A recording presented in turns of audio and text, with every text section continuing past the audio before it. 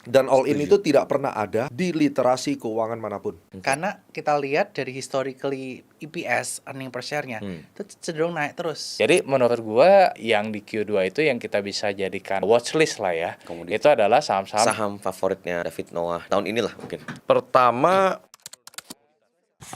sedangkan saya aja yang master technical, saya bilang bahwa keilmuan melihat market sentiment atau money flow itu penting. Artinya apa? Gunakan cara apapun yang penting cuan. Oke. Gitu. Oke. Berarti kesimpulannya Astronaci menggabungkan 4 dimensi tadi. Yes.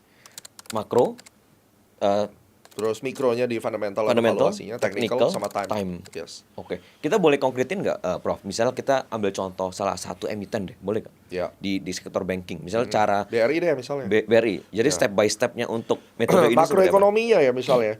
Kalau kita bicara secara global, kan itu ada hubungan sama BI rate. Ya, Oke. selama BI rate masih normal-normal saja, tidak ada hal yang merugikan, berarti banking ini masih aman. Oke. Terus kedua, di Indonesia itu interest rate margin itu paling gede. Oke. Jadi nggak ada ceritanya yang namanya banking yang top tier bank itu akan mengalami kerugian, tuh nggak ada ceritanya. Oke. Itu satu. Terus kemudian berikutnya, kalau misalnya kita lihat dari top 3 bank yang Oke. paling gede itu, atau big four lah Ya. ya, BRI, Bank Mandiri, BCA, Bank BNI, ini akan selalu menjadi kendaraan ketika market mau rebound gede dari habis crash, itu mereka yang diangkat. Jadi ini makronya dulu nih. Oke. Why? Kan Oke. why Udah gitu dapet nih ya. Udah dapat why. Oke. Kita sekarang punya 3 bank. Gua pilih BRI. Nah, itu preference dong. Preference. Sama-sama mau makan ayam fried chicken, ada yang suka KFC, ada yang suka McD, ada yang suka Wendy's Oke. gitu. Semua punya hak masing-masing, semua punya preference. Gua lebih seneng BRI. Sekarang kita ngomong fundamental. Mau disclaimer nggak, Prof? Kenapa? Mau Oh, disclaimer? nggak usah. Nggak usah Ini ya? kan contoh studi kasus. Oke. Menurut keyakinan saya kok boleh-boleh aja kan gitu. Tapi ya 3 ini kalau kalian mau suka 3-tiganya juga nggak akan merugikan. Oke. Gitu. Ya kan cukup jelas nih ya. Ya. 3 Secara hal makro ya tadi udah oke ya. Jam makro oke. Sekarang kita ngomong mikronya. Oke. Kenapa saya memilih BRI 1? Karena saya nggak suka bank yang lebih banyak exposure-nya ke industrial di era ekonomi yang lagi sulit. Itu gemah. Oke. Anda mungkin beda.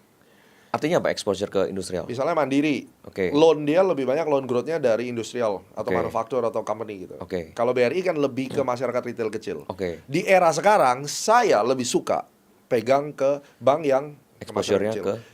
Betul. rakyat Tapi kecil. kalau misalnya ekonomi lagi susah, rakyat lagi terpuruk, ya mungkin saya salah milihnya gitu. Mungkin yang pegang bank BCA mungkin lebih oke, karena BCA misalnya 60% ke retail, 40% ke corporate misalnya kayak gitu ya. Oke. Kita just random number Ya. gitu.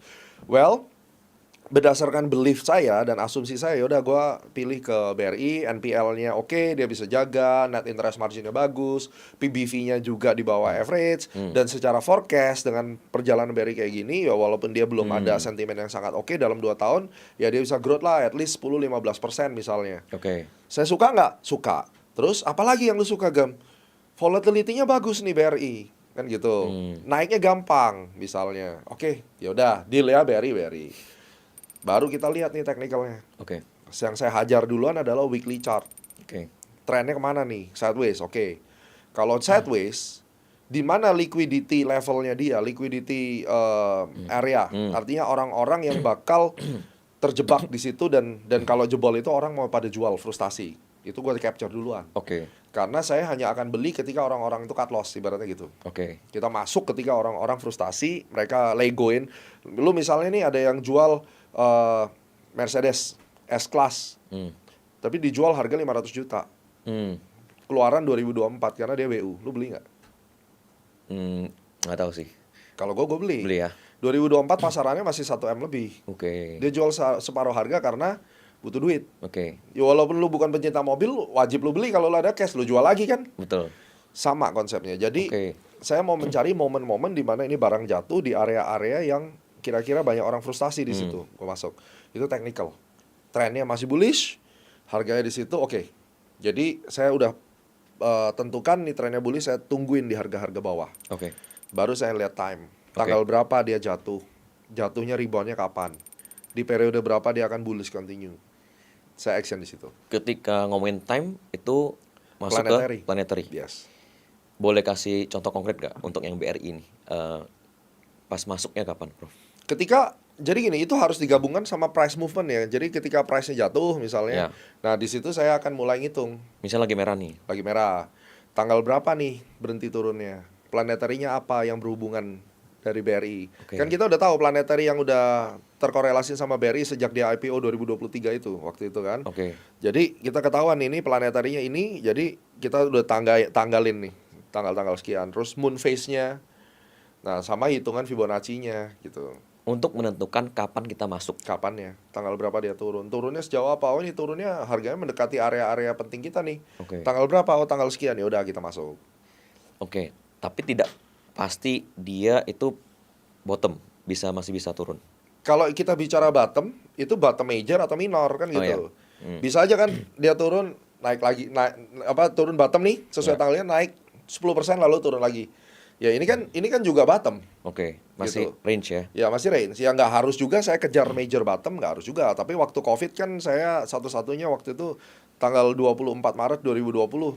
Kan saya live waktu itu. Coba lihat di YouTube-nya Astronaci kapan IHSG rebound gitu kontennya. Oke. Waktu itu belum ada influencer yang sekarang, ya kan?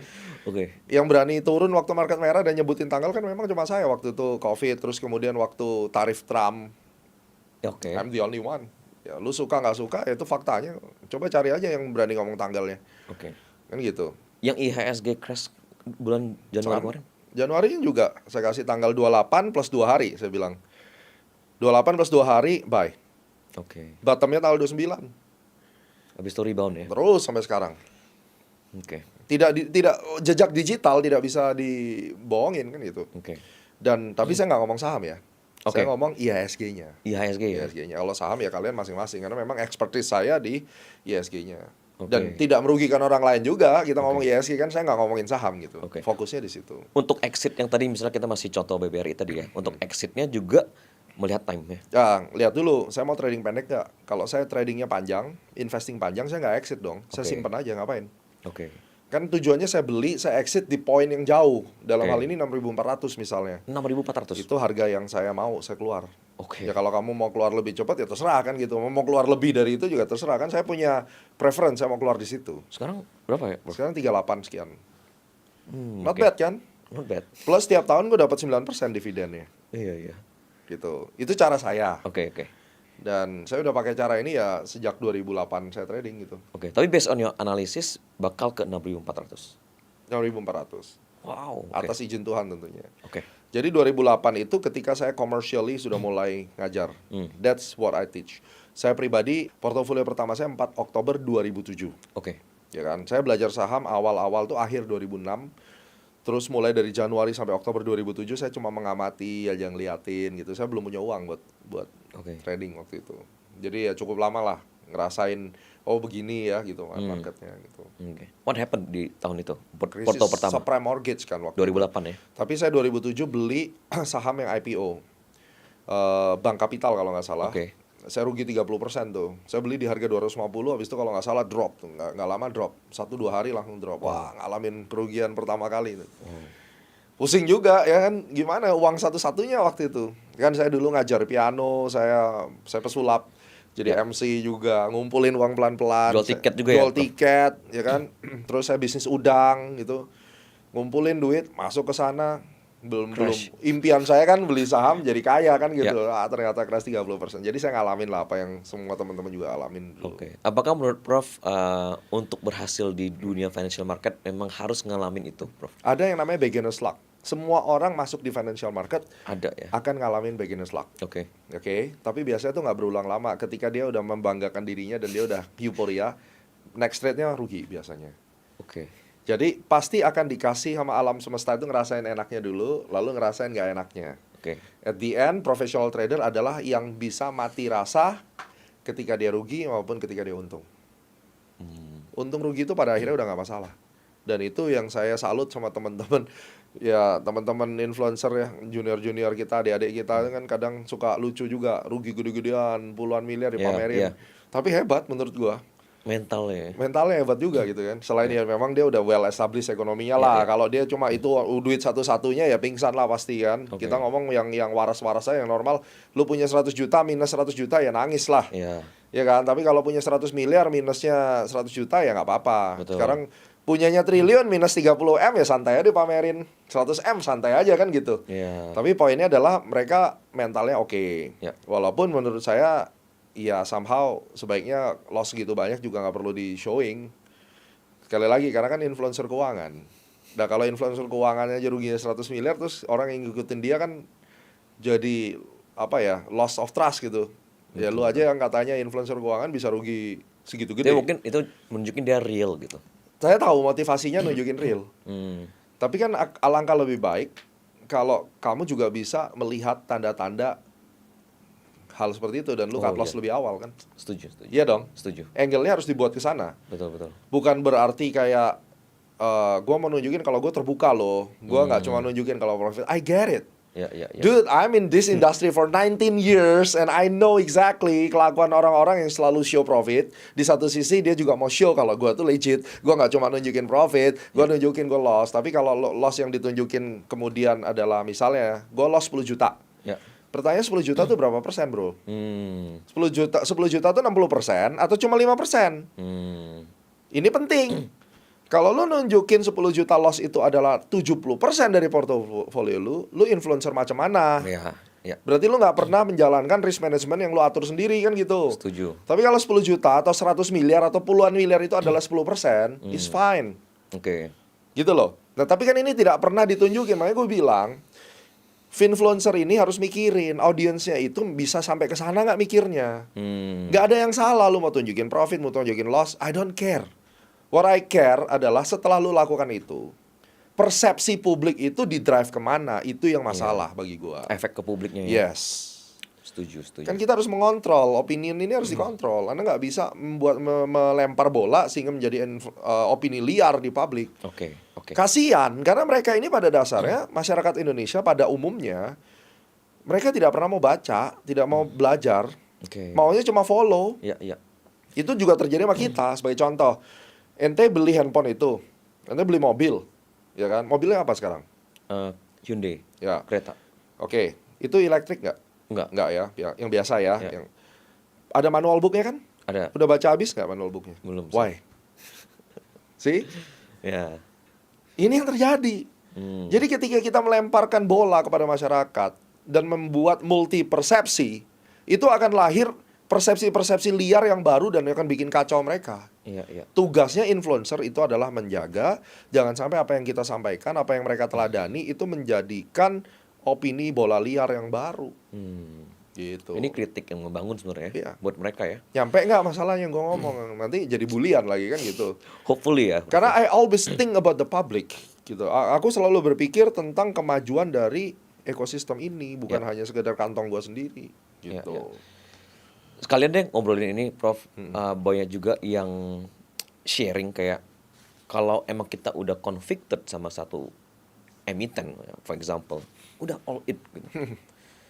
Nah, kadang-kadang persepsinya adalah all in ini adalah all in dari uang dinginnya atau all in dari semua cash dia gitu kan. Kadang-kadang perlu diperjelas juga kan gitu. Sebelum orang ini bisa belajar berdiri, sorry ngomong nih, baru lahir dari perut ibunya, konsep jangan taruh telur di satu keranjang tuh udah ada.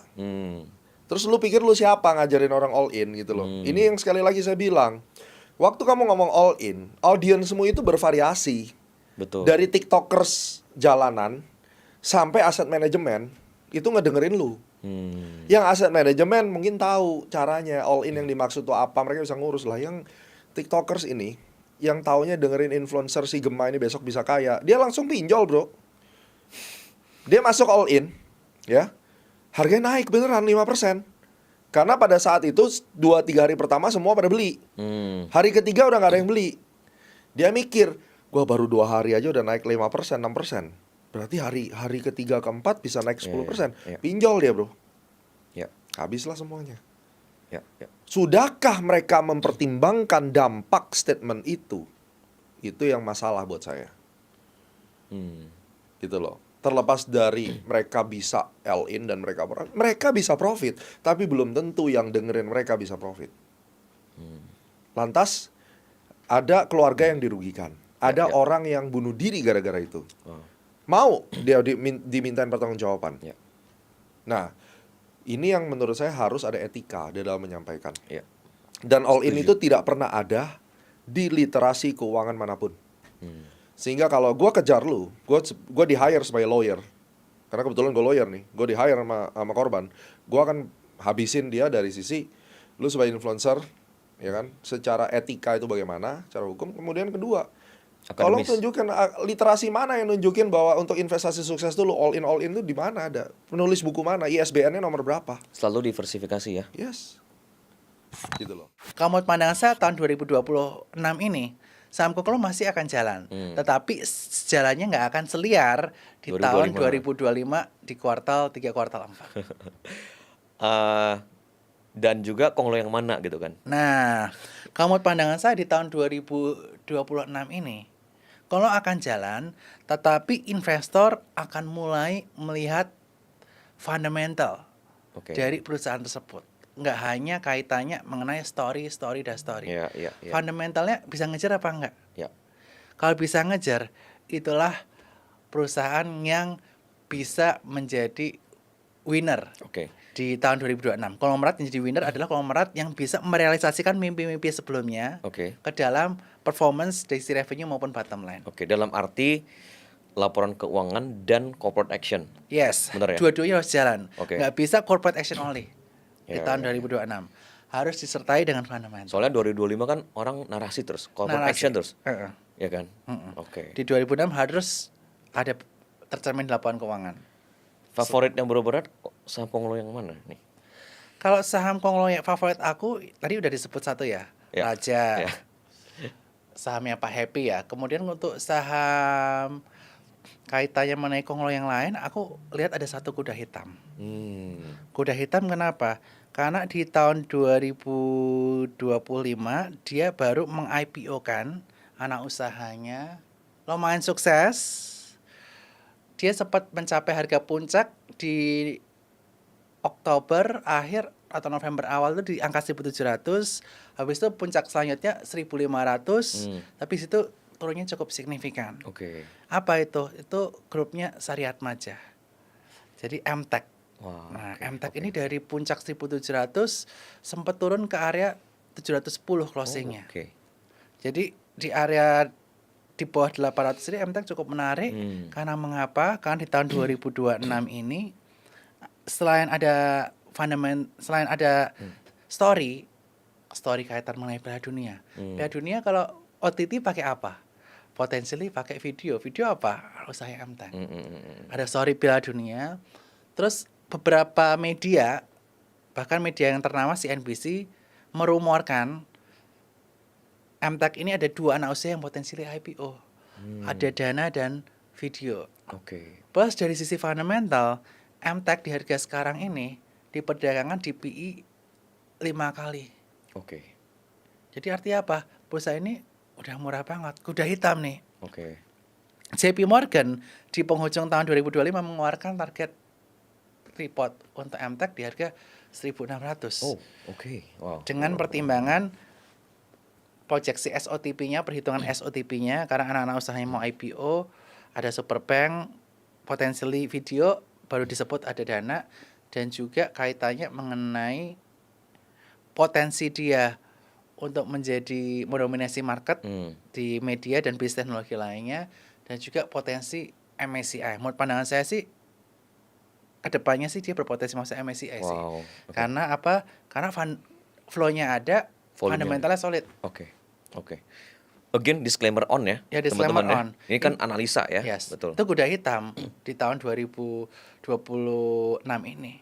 Jadi yang kemarin belum sempat keluar di 17 atau 15, ya masih ada story yang bagus lah. Walaupun harus sabar ya.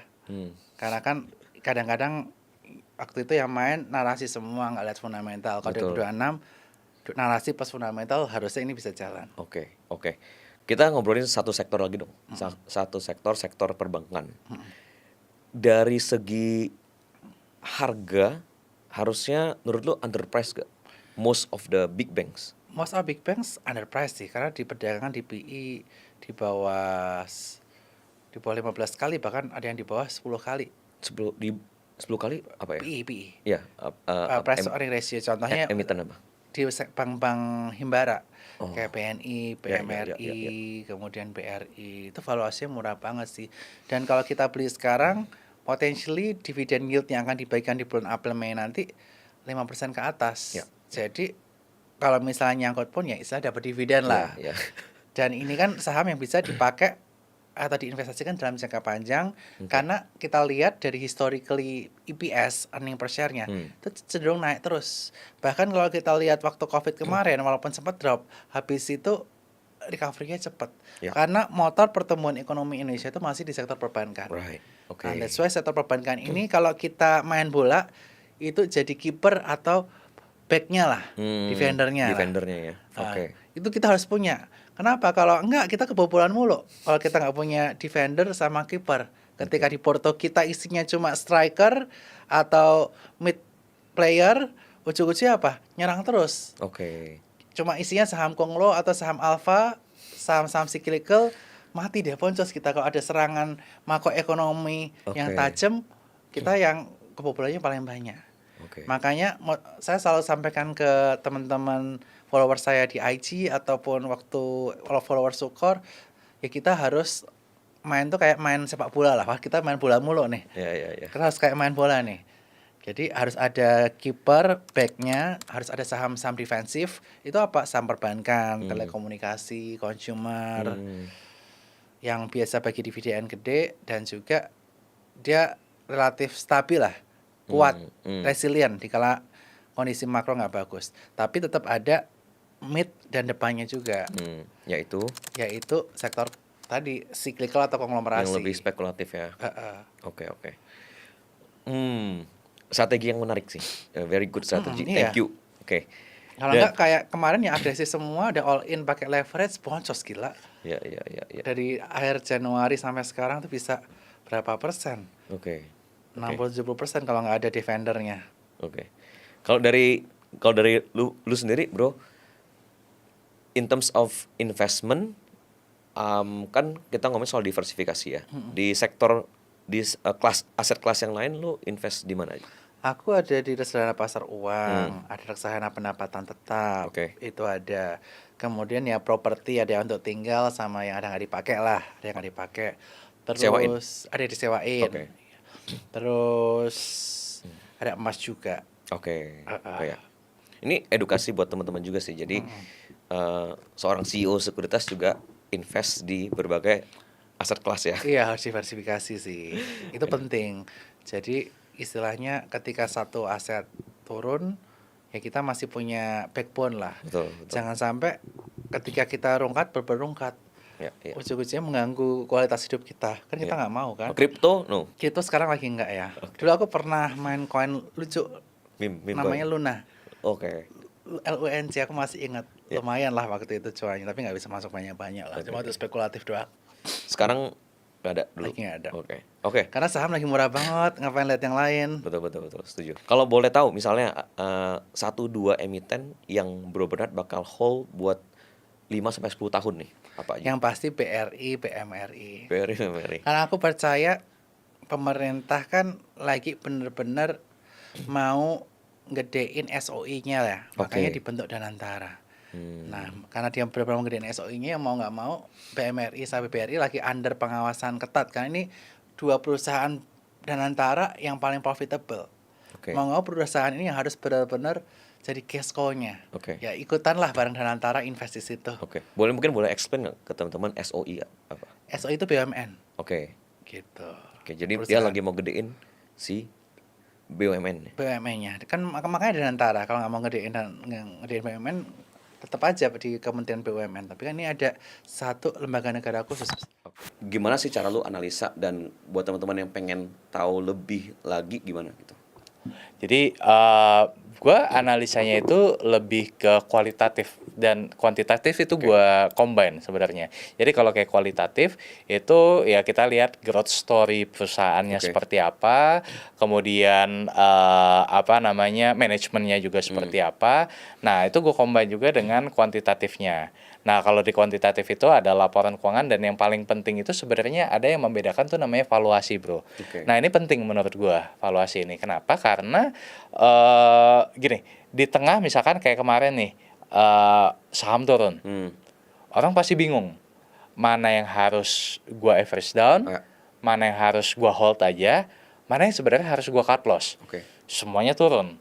Nah, yang membedakan itu menurut dan mana yang berpotensi untuk rebound lagi. Ya. Nah, menurut gue yang membedakan itu ada satu faktor namanya valuasi. Oke. Contoh misalkan gini, kalau misalkan perusahaan yang tadinya harganya 10.000 turun ke 7.000, wah udah turun 30% nih. Tapi di harga 7.000, let's say masih over value. Oke. Ketimbang misalkan perusahaan B yang mungkin turunnya cuma 15-20%, tapi sebenarnya dia under value. Nah, over value atau under value ini nggak bisa hanya dilihat dari harga nominal pasar. Oke. Ya, perlu kita hitung yang namanya nilai intrinsiknya. Ya. Nah, nilai intrinsik ini bisa dilihat di mana? Itu kita perlu hitung.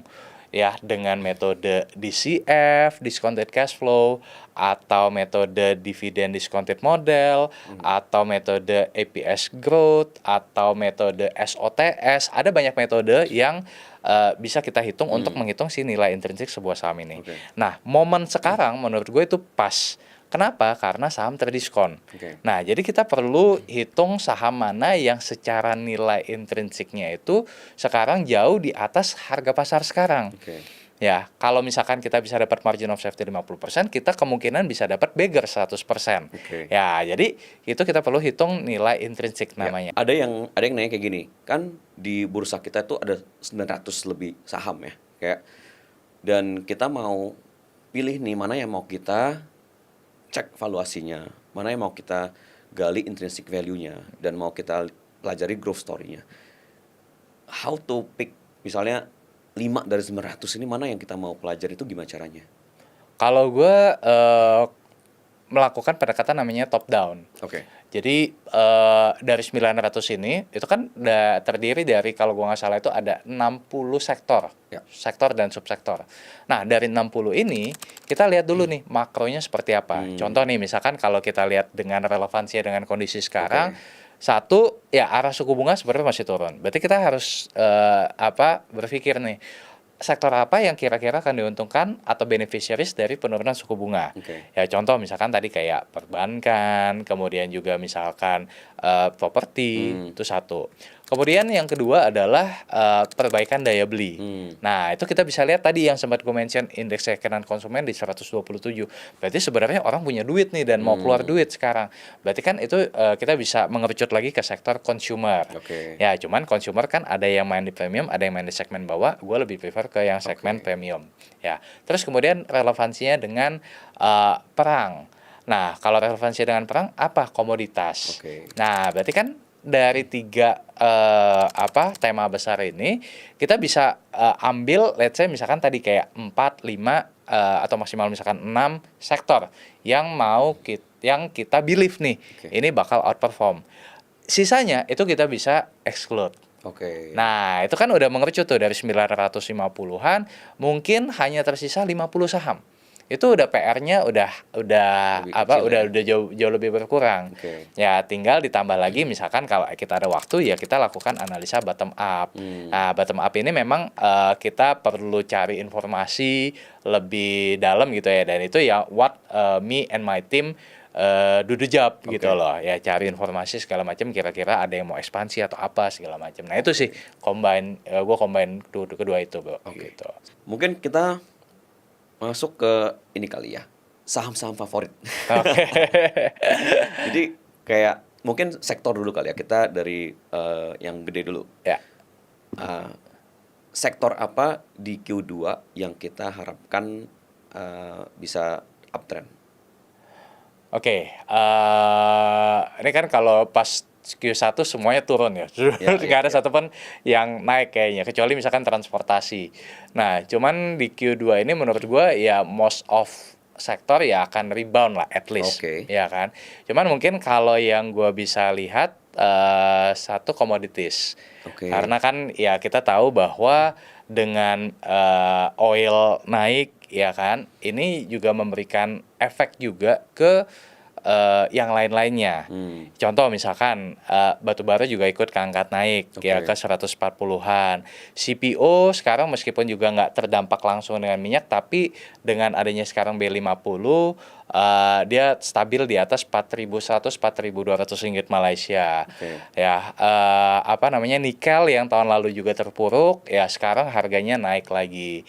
Jadi menurut gua yang di Q2 itu yang kita bisa jadikan watchlist lah ya. Komoditas. Itu adalah saham-saham komoditis. Oke. Ya itu bisa misalkan ya bisa dipilih aja, misalkan batu bara atau CPO atau nikel ya kan, atau minyak itu sendiri ya. Cuman kan sekarang udah turun nih, kita tadi bicara outlooknya mungkin akan turun atau balik lagi ke 80 Ya. gitu. Tapi maksudnya secara garis besar I think commodities itu masih menarik gitu untuk di Q2 Oke. ya kan.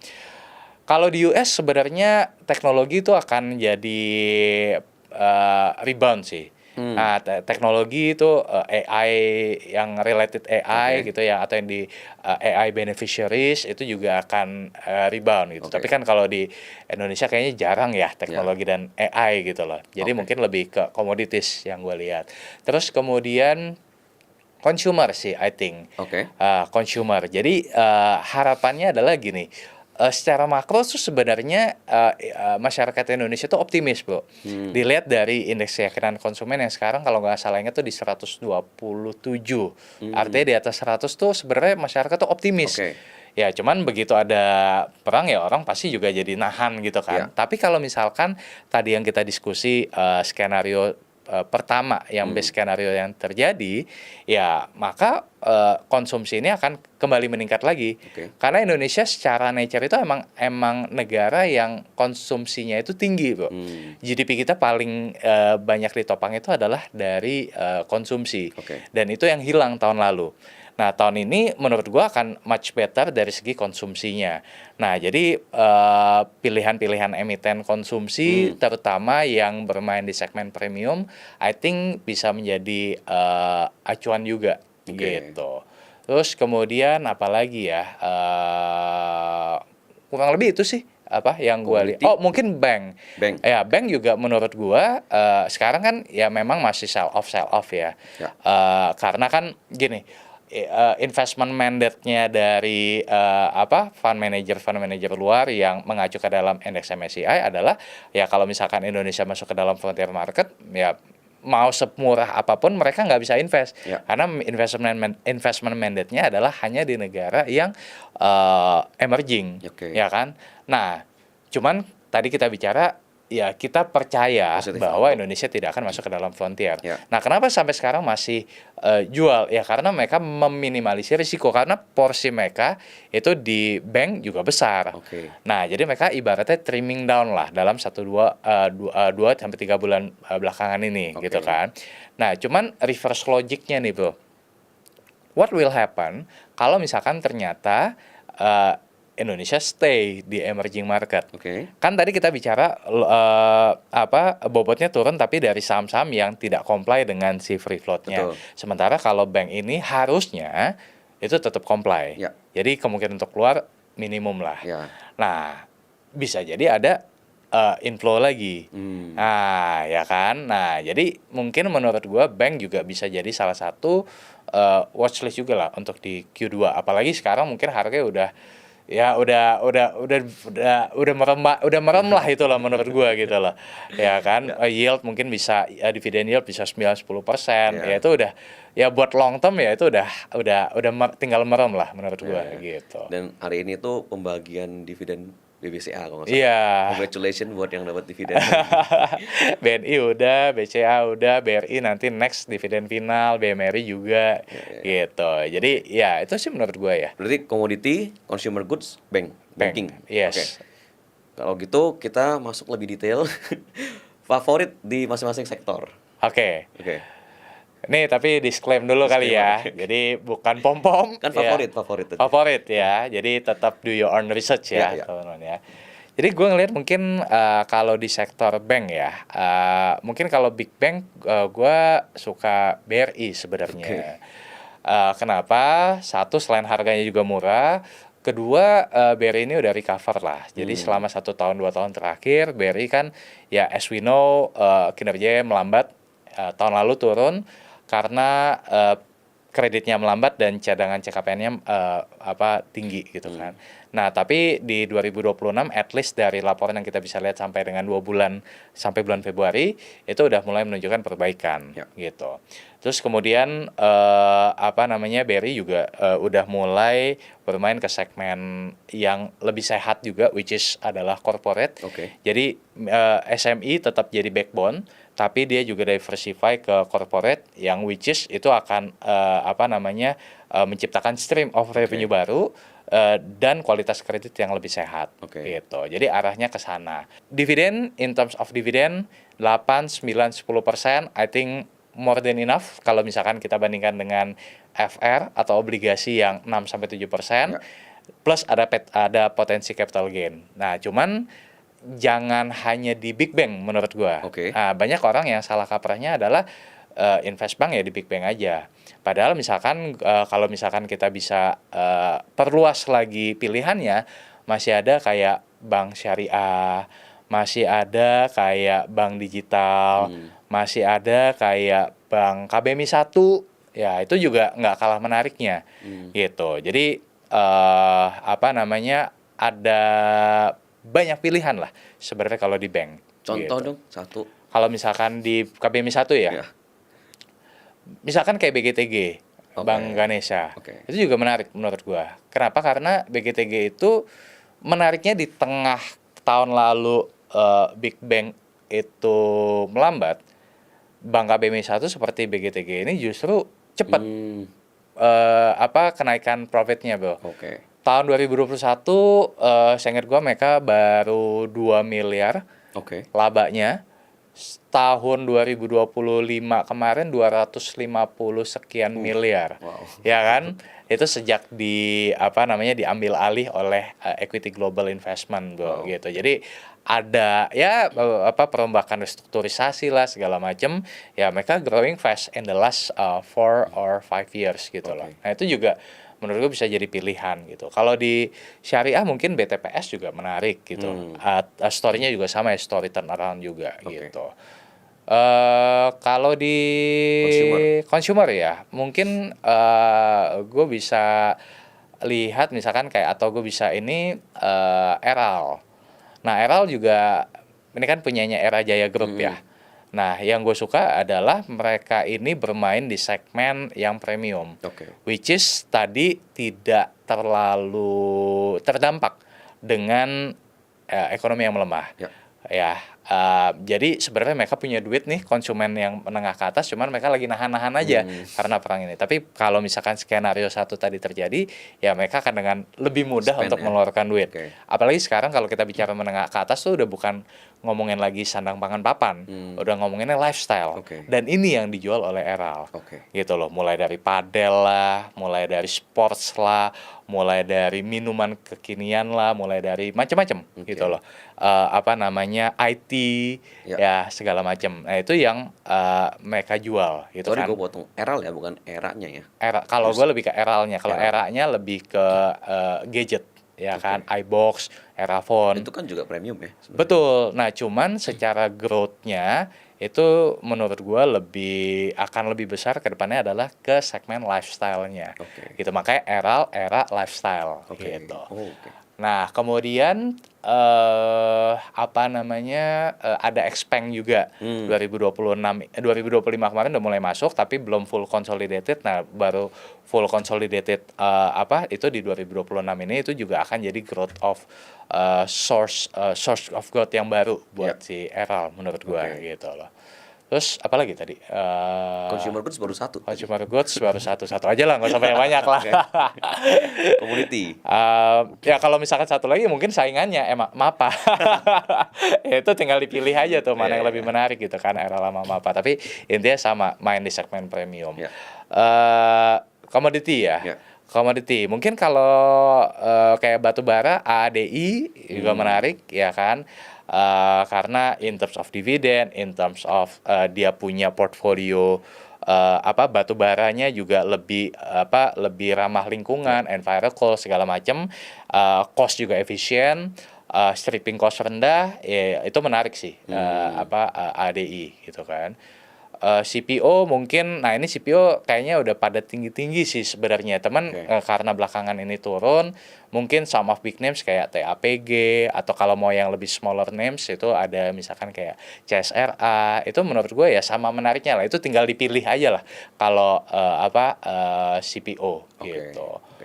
Itu sih nikel ya mungkin ya, ini mungkin harus agak sedikit sabar, misalkan kayak NCKL. Cuman ini memang tipikal saham yang memang harus sedikit sabar. Jadi dia bukan yang dor gitu, tapi emang ya slowly but sure lah gitu. Siap. Ya itu mungkin beberapa yang bisa diteliti lebih jauh. Gitu. Gua very sure the way you analyze itu very deep ya. Jadi tapi gue pengen tahu kayak secara struktural tuh apa sih yang dilihat, kayak mungkin makronya dulu atau apa? Yes. Ya. Oke. Buat gue paling penting makronya dulu. Oke. Karena saham dan companies itu dua hal yang berbeda. Companies itu perusahaan yang berjalan di belakang sahamnya. Oke. Saham adalah kertas yang lu perjualbelikan. Oke. Oke? Right. Pergerakan companies itu long term. Dari value creation.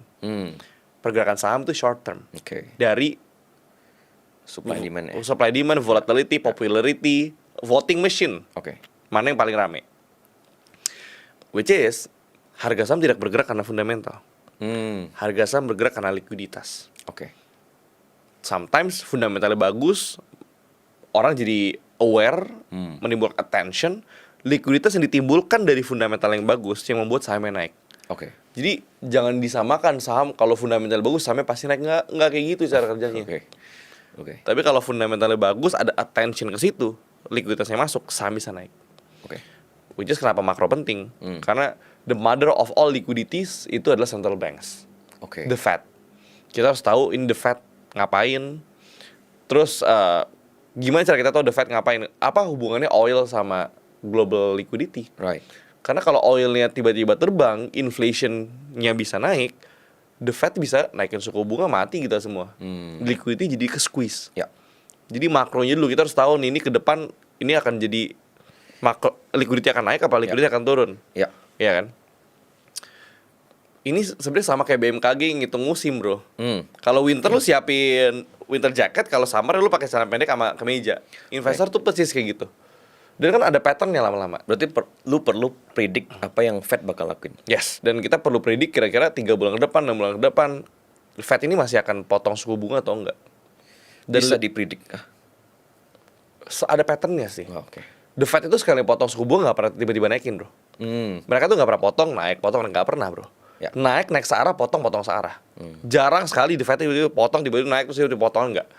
Berarti once mereka udah mulai naik, mereka akan terus naik. Wow. Itu ada patternnya. Jadi we can predict actually. Oke. Makanya kenapa kemarin ketika Hormuz ditutup dan oilnya naik, The Fed nggak naikin. The Fed tahan. Karena dia masih mau turunin. Karena sekali diturun dia nggak bisa naik lagi. Oke. Ekonomi tuh nggak bisa lu roller coasterin, bro. Geraknya searah, turun searah, naik searah ntar. Right. Kayak gitu. Jadi kita ngeliat dulu makro ini. Terus kita ngeliat fundamental juga udah pasti. Oke. Dari makro ini, fundamentally apa yang diuntungkan? Perusahaan apa yang ada growth story-nya, ada Oke. corporate action-nya. Growth story ya berarti ya. Growth story, corporate action. Oke. Jadi jangan cuma lihat perusahaan yang bagus, tapi perusahaan ini bagus oke, tapi perusahaan yang bagus ini sudah terreflect di harganya sekarang. Ya. Berarti lo harus tahu di masa depan dia bisa lebih bagus atau enggak. Oke. Karena what driving price adalah future sentiment, Right. bukan today's condition. Oke. Lihatin growth story-nya, lihatin corporate action-nya, ada cerita apa? Apakah ada cerita turnaround? Turnaround tuh dari jelek jadi bagus, ya kan? Habis itu baru lu perhatiin technical-nya. Karena technical itu sebenarnya nggak bisa berdiri sendiri. Lu harus ngerti makronya, lu harus ngerti fundamentalnya, lu harus ngerti arah uangnya kemana, lu harus Oke. pilih dulu industrinya. Right. Technical tuh namanya timing. You timing the market. Fokusnya adalah untuk mencari structure. Oke. Apakah ini udah masuk uptrend atau belum? Right. Lalu lu konfirmasi dengan money flow. Apakah bener ada liquidity masuk atau enggak? Oh ya. Ketika lu menggabungkan 4 hal ini, lu mendapatkan magic. Oke. Lu jadi punya bola kristal, lu jadi tahu arah market kemana kayak gitu. Oke. Bagian yang PBV PE ratio tadi tuh masuk di Fundamental, tapi itu nggak kepake lah. Itu nggak kepake. Berapa banyak saham yang naik gara-gara PI-nya murah? Right. Atau berapa banyak saham yang udah PI-nya 2 kali tapi nggak naik-naik? Banyak bro.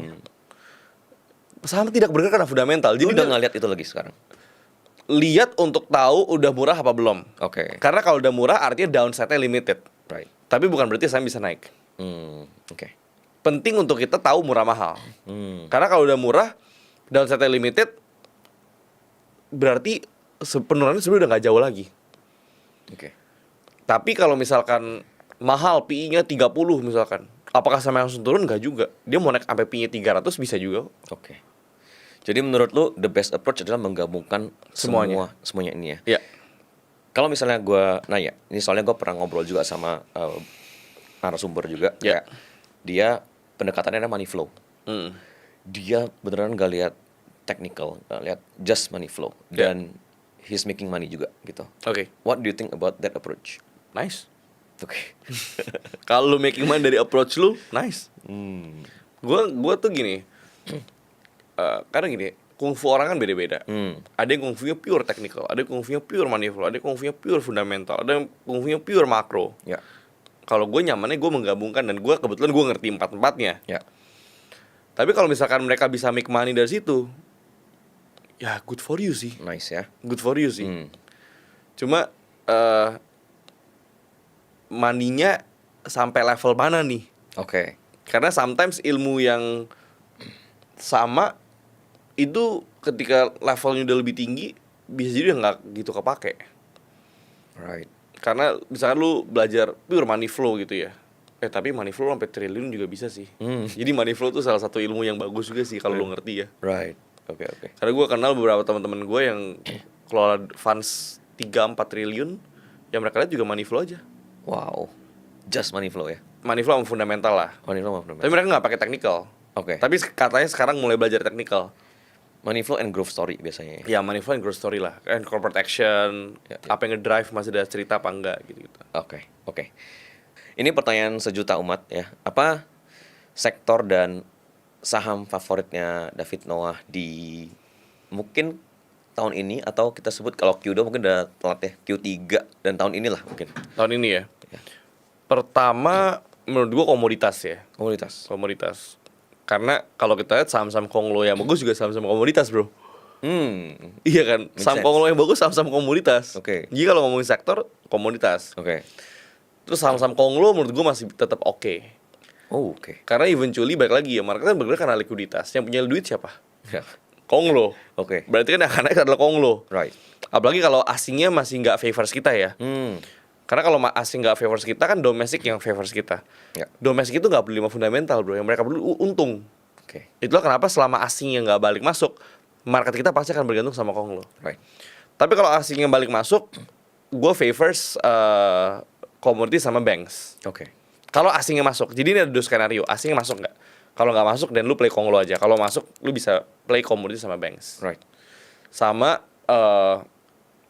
mungkin kalau bank sudah rally, komoditas sudah rally, nextnya mungkin retail bisa dilihat juga sih. As in retail, as in FMCG atau Iya, as in lifestyle gitu. Oke. Itu juga kayak ada katalis sih. Tapi for now gue nggak pegang. Gue for now masih pegangnya commodities sama bank sih. Oke. Right. Konglo lah, sama konglo lah. Banks as in top tier banks. Ya, top tier banks. Oke. Right. Karena aiming for dividend.